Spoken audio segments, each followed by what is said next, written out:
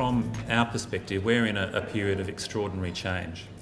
And just to illustrate that, if you have a look at, I guess, the space that we're operating in and some of the landscapes, some of the inheritance that we have, we've got a whole stack of elms that are 120 years old. They're all declining. We've got landscapes that were built in the late 1800s, and we're now starting to see those declining, which in a sense is giving us this fantastic opportunity to relook and to reinvent and perhaps to guide what we're doing for the future. And interestingly enough, you can see there that perhaps sort of some of the initial thinking on why and how these landscapes and streetscapes were created largely came from perhaps an amenity and a heritage perspective. It was about an individual tree and beautifying the space that we're in. We've moved through some different phases, and we're now heading into what I think is a completely new way of thinking about and understanding and managing our landscape, and that's one which is responding to changes in climate. It's changing. It's responding to urban densification, changing demographics, loss of public open space. You've heard previous speakers mention a lot of these factors, but I think critical for us is the recognition that the public realm plays an enormous role in looking after the health and well-being of our community.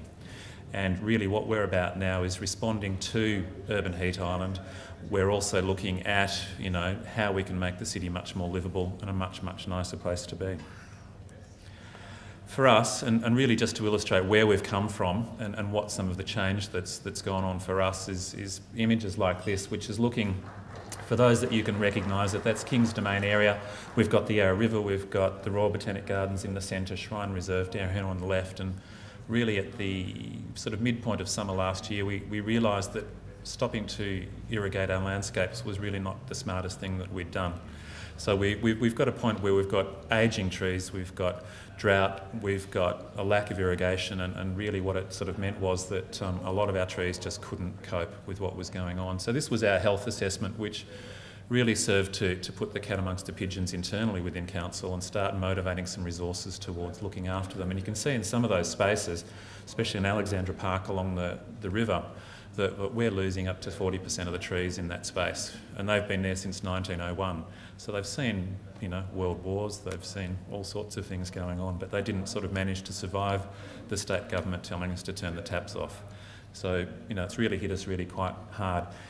Different ways of thinking about it. You can see, if Linlithgow Avenue has part of the tan track around it, and we calculated the existing pre-sort of drought cover was 75% over the tan track. Once those trees have died, and that'll be within the next 3 to 4 years, we'll have 7% cover over the tan track. So, really sort of thinking about that change is quite scary. The other sort of bit of work that we've found very useful is to illustrate that trees don't recover all that well, and particularly old trees, and a lot of our older ones, once they get past a particular point, there is no return. There's inevitable decline and inevitable death. And to illustrate sort of what those look like and some of the colour coding running through there, you can see why we want really healthy, full canopied trees, because they offer all of the environmental attributes that we want them to. And research tells us that a big healthy canopy will give us 75% greater benefits than a smaller canopied tree. And that's what a healthy elm used to look like. Most of our elms last year around this time looked like that. And I think, unfortunately, because we'd had that continuous drought, a lot of people were sort of going, well, that's what an elm looks like. And that's not true. And those trees are sort of right on the cusp of whether they're going to survive or not. But those were there this is in Carlton Gardens, pre the World Heritage listing, so they were planted around the 1850s, 1860s. So they'd been around for a long time, but coming to the end of their use-by date. That's trees that are well past that point of no return. That's along Alexandra Avenue. You can see the tan track, very sort of little benefits from a small, thin canopied tree, and then going into what it sort of looks like when it's about to die and remove. And so there you can compare on the left and right the same landscapes at the same time of year, with water, without water. That's really quite striking. And you can see on the right there why we're losing 40% of those trees. That's kind of the space that we've come from, and that change is giving us a lot of opportunities. And what we're doing probably as the key driver is developing up an urban forest strategy, which will replace our existing tree policy that's been around since 1997, and really what it's going to do is set us, give us the blueprint for how we're going to move forward into the future. So we're at the point now where we're, if you like, designing what our urban forest is going to be for the next 100 years, and we're starting to bring in contemporary thinking about what it is, what it can be and what it can do.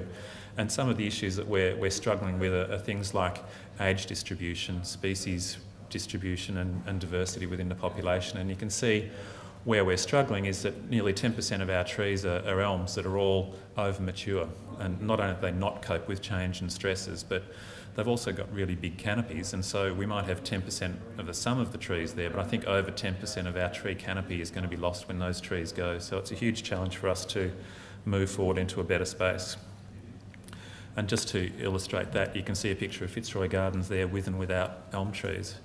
And so one species lost from that space, which is one of our iconic landscapes, is going to make a huge difference. And so there's the challenge of that loss, and also the challenge for us is how do we go about replacing it when we know those avenues are not going to be there in 10 years' time, and we know that you can't put a new avenue in until you take the old one out. So for us, this starts to illustrate why, for us, the dialogue that we're having with the community is such an important one, and to have the support of our community is vital for us to be able to do the work that we need to do. So in some ways the tree decisions might take 10% of our energy, but 90% of our time is taken up with community engagement, internal engagement, and getting support for the projects that we need to do.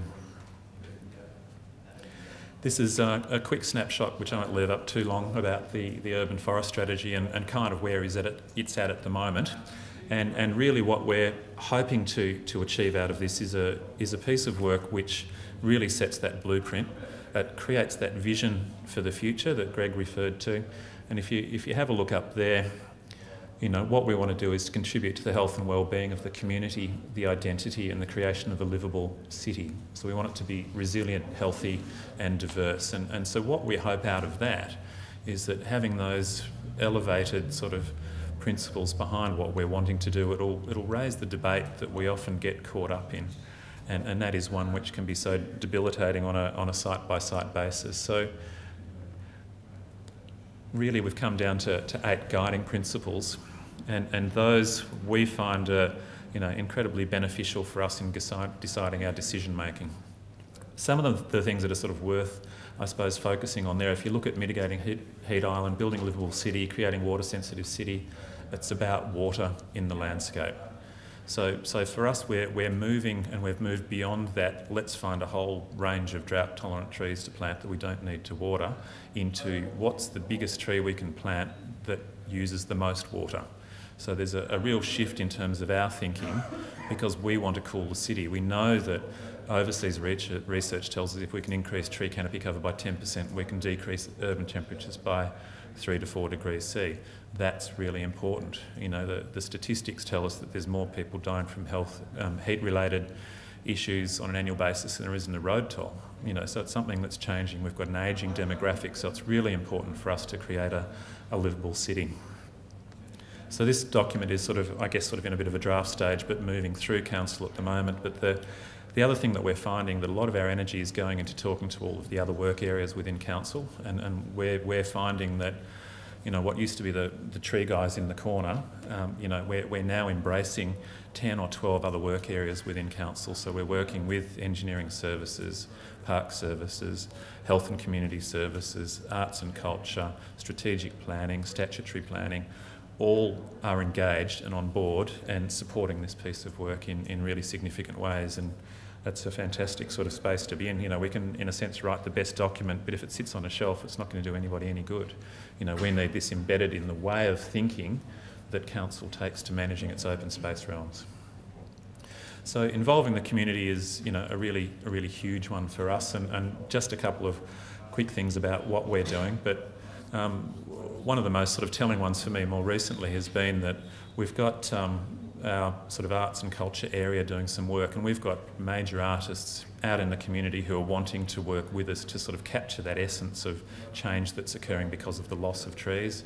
And we're looking to have sort of community sort of art competition for people just to express and to, engage on that level, and it sort of comes really strongly to us. We took out 3 large ficus macrophylla in Birdwood Avenue a few weeks ago, and we had done all our usual consultation and notification, but we still had people ringing up in tears on the phone because of their emotive connection with those trees. So it's, a very tangible thing, and having community ownership of the resource, and we've heard mention of the loss of green space on private land.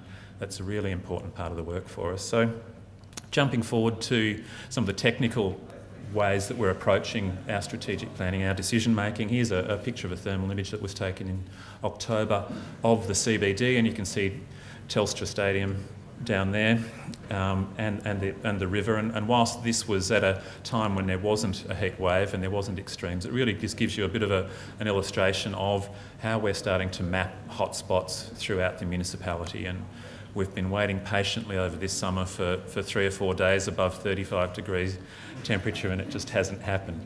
So whilst this wonderful wet summer's bought us some time because of the damage that occurred to our trees, it is sort of preventing us doing further work here. But you can see there that really this just gives you the emissivity of coming off the surfaces, and really it's all relative, and you're just comparing sites to sites. But you can see on the northern face of Telstra, that's really hot. You can see along South Bank as well, that side. So where you've got open spaces, hard paved surfaces, the temperatures are much greater than other areas. So this will start to guide where we put trees, where we need to put trees. We'll be matching this with demographic data and starting to come up with some strategic approaches. iTrees has been mentioned by a few people, so I won't dwell on that. We're doing a bit of research around sort of looking at what trees do in streetscapes with regard to the thermal comfort of people. So we're measuring wind speed, humidity and temperature in a range of locations with and without trees, and also with different spatial layouts of trees to look at what's going to give us the best outcome in a streetscape. We're doing a whole stack of work on mapping our canopy, and this is going to be one of our key benchmarks for the forest, and we'll be sort of trying to make some predictive sort of statements of where we're going to be at 2040 or 2050 to give us that sort of 40 to 50 years sort of snapshot. And there you can see, whilst we had worked really hard over the last 10 years to increase canopy cover, already we're starting to lose it. And as I mentioned previously, in some areas we're going to lose 40% canopy cover. So this is compelling for us because it helps us to communicate to the decision makers that we need budgets to do the work that we need to do, and we need to be really smart about how we get trees in, where we get trees in. So some of the ways that this comes out, and there's sort of two images up there. On the left you can see some work that we've done in Benjamin Street in Parkville, where we're going through and replacing the declining trees that are in the footpath, and we're starting to use that canopy mapping to work out what's going to give us the best outcome in a street. So you can see on the right in that middle image, if we simply put the trees back into the footpath, smaller sized trees that are under power lines, we end up with, I think, 36% canopy cover. However, if we move the trees into the roadway, we have 12 trees instead of 20. They're in the parking lane, they get the WSUD, they get that water runoff, and we end up with 55% canopy cover. So that sort of information, that way about being smart about how we get the trees into the streets is really important. And when you want to have an argument with somebody about why we should have one less car parking space in the street, this is quite compelling. Also here we're starting to, and you can see that white panel there, that's really about communicating to the community about what the benefits of trees are. So what we're starting to do through the work that we're doing with iTrees is actually placing a dollar value and quantifying the benefits that the trees are providing. So that education process about taking the community on a journey is a really important one for us. And I use this to illustrate sort of what the benefits are of getting it right when you do plant a tree. And interestingly for us, we've got an incredibly built environment, so we're operating in a space where we're retrofitting all of the time.